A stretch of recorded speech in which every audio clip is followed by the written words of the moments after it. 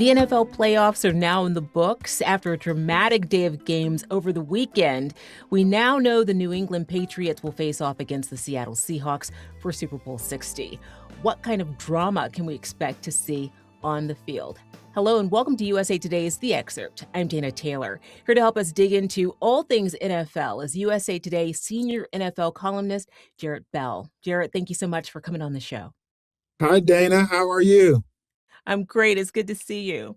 So we had two very dramatic playoff games over the weekend, and now we've got the Pats versus the Seahawks. Let's talk about each team's strengths and weaknesses. Tell me about the Patriots, Jarrett. Well, the Patriots are a young team that has just kind of come out of nowhere into a Super Bowl team under the direction of Mike Vrabel. Now, here's something that is just so interesting. Mike Vrabel is a former NFL player who played with the New England Patriots and was a teammate of Tom Brady's and was a key player in the previous Patriots Super Bowl reign.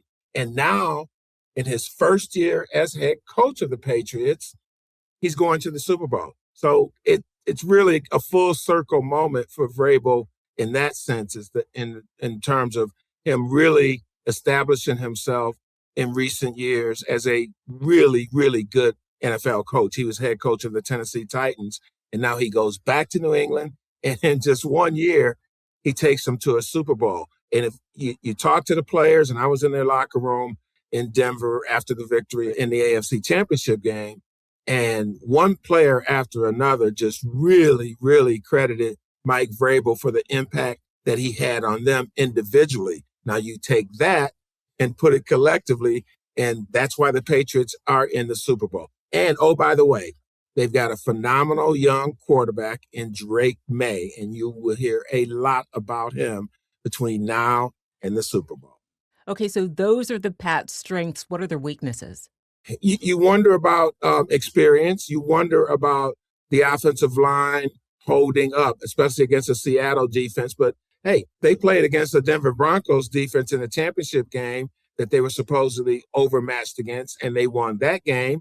Before that, they played the Houston Texans and a great defense. They held up there. And in the opening playoff round, they played a Los Angeles Chargers defense that supposedly they were undermatched against. So all that to say, they are learning on the fly. But I think that's where you look at the Patriots and you say, okay, where is the soft spot?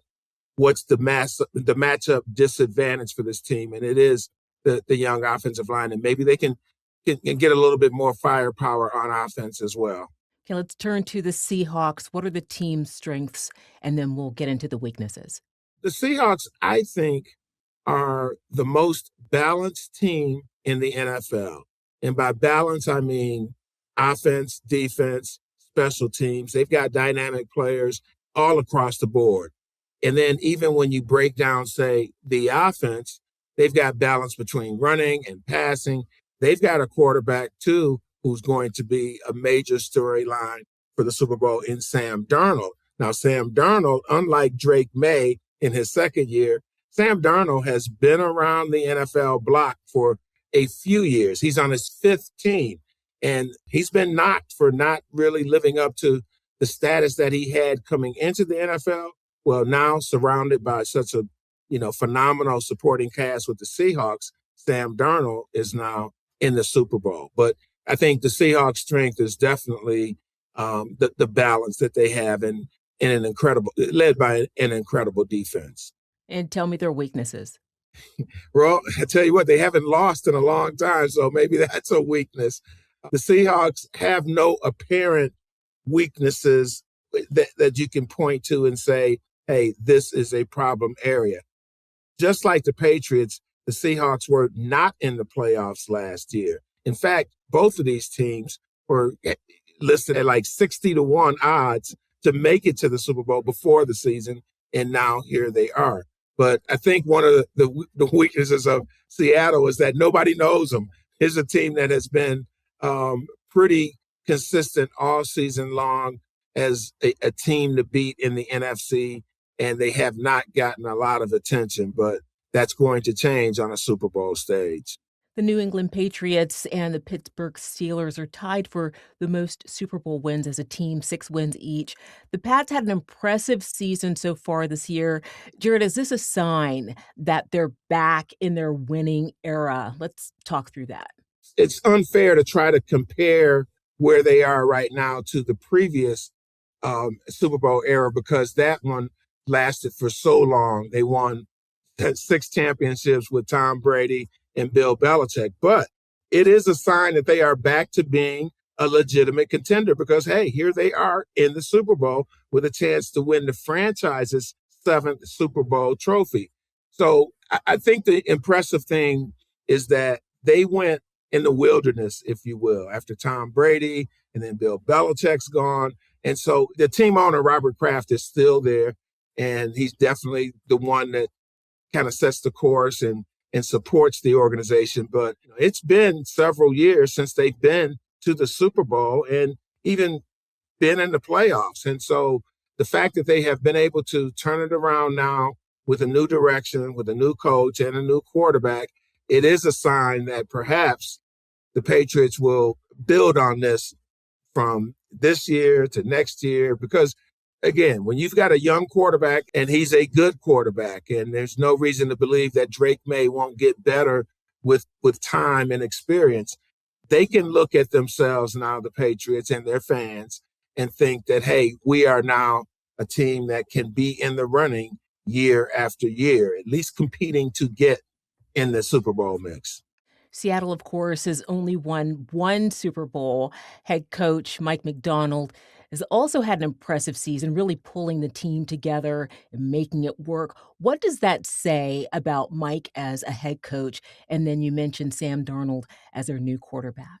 Yeah, Mike McDonald's a guy, this is his first job as a head coach, so he's only been on the job in this position for a couple of years, but it's been impressive because he was one of these guys that was identified. He came from the Baltimore Ravens. He was a defensive coordinator, and he's had a couple of other stops as well. But when the Seahawks hired him, he was viewed as one of the rising stars in the coaching ranks, right? And you hear that about different coaches from, here and there just because of the nature of the business. Teams are always looking for that next rising star coach when they have an opening. Well, I think the Seahawks hit a home run, to use a baseball analogy, in hiring Mike Macdonald. Now, his background is on defense. So lo and behold, the Seahawks have one of the NFL's best defenses. The Seahawks gave up the fewest points in the NFL this year. So when you talk about a defense, yeah, there's that. So that's Mike Macdonald and the impact that he's had on redeveloping the Seahawks as a contending team. Another thing to note, though, is that their general manager, John Schneider, has been there before. He was there when the Seahawks were in the Super Bowl. And in fact, they played the Patriots in Super Bowl 49. So 11 years ago. But he's been able to build this team back into a contender. And even this year, from not making the playoffs last year, they made some key moves. They drafted well, including a rookie, Nick Emmanwori, I think is how you pronounce his name. But he's been a phenomenal pick for them in the second round. They got Sam Darnold as a free agent to be the quarterback. So they steadied that position. And then they made a trade right before the trade deadline to get a guy, Rashid Shaheed from the New Orleans Saints, who has been a dynamic punt returner for them, but also giving them a boost in the passing game. So credit John Schneider for that in terms of getting the personnel to get the Seahawks over the hump, if you will. Jarrett, I have to ask, what excites you most about this Super Bowl matchup? Just the fact that the NFL has been so crazy all season, year after year. And in fact, you can go back years, it's kind of part of the NFL's doctrine to have parity where any team can rise and be a champion, right? Now, it doesn't always work out that way. And there are some teams that have never tasted championship glory. So, and those fans know those teams and what those teams are, right? But the point being that you can have two teams that didn't make the playoffs a year ago advance all the way to the Super Bowl. I mean, I think that's incredible. And so I'm looking for more drama, a game that probably will come down to the wire. Now, when the Patriots and the Seahawks met in the Super Bowl in Super Bowl 49, which I mentioned 11 years ago, that game wasn't decided until the final seconds when the Patriots got an interception at the goal line and won that game, surprisingly, in the fashion that they did. None of those players are still here, and the coaches and from both of those teams. They've gone on. But I think one of the things that's interesting to note, look at Seattle, and I talked about their defense. Well, when the Seahawks won the Super Bowl before, they had a great defense. It was called the Legion of Boom, right? Well, this defense has a nickname too. It's called the Dark Side. But different players, different casts, but still that tradition has shown up again for the Seahawks. The Patriots, of course, had a strong coach in Bill Belichick, and now they have another strong coach in Mike Vrabel. To answer your question on what I expect about this Super Bowl, I think maybe an extension of this wild NFL season where you had more games decided in the last minute than ever. You had more games decided by a point margin of fewer than 7 points ever. And of course, you've had some officiating controversy along the way. So hopefully we'll have a Super Bowl without a major officiating controversy, but no one can guarantee that. Of course, the Super Bowl is an event. It's more than a game. And I want to touch on the Super Bowl halftime show. Bad Bunny is one of the most streamed artists in the world. He was Spotify's most listened to artist globally for the fourth time in 5 years. And he holds the distinction of being the first male Latin artist to headline the Super Bowl. Why does this moment matter? Not just for him, but for Latino representation on one of the biggest stages in American culture. A couple things stand out to me. A, the NFL is really, diversifying its taste when it comes to, Super Bowl halftime acts. And this has kind of gone on for a while. Last year they had Kendrick Lamar, a rapper. And so this is kind of an extension of that thinking where I think the NFL wants to, continue to grow culturally and be culturally diverse. And why is that important for the NFL? Well, think about this, Dana. The NFL wants to expand its market globally.